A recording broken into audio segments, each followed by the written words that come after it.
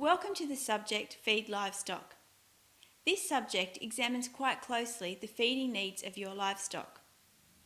Most animals in Australian production systems graze pasture, which may be native or introduced. Sometimes you may consider supplementing the natural feed by putting stock onto a fodder or forage crop, or even grazing a crop that is grown mainly for grain.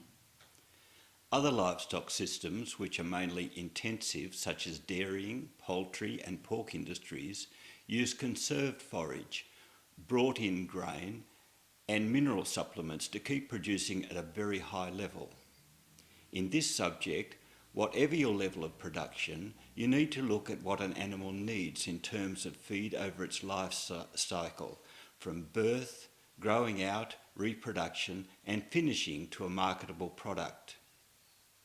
Then you need to learn how to estimate feed production on the farm.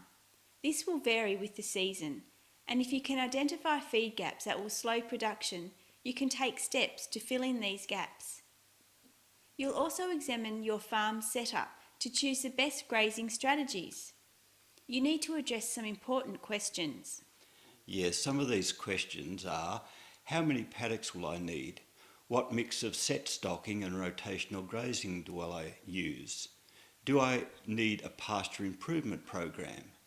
At what times in the production cycle does stock need most feed?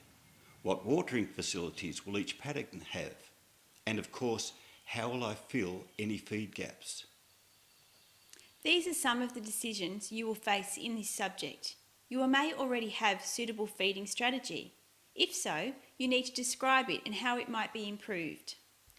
In any case, you'll come up with a management approach to feeding your stock, an approach that will aim for efficient production and at a level that suits your farm's capabilities and the stock's needs. We wish you well with your studies.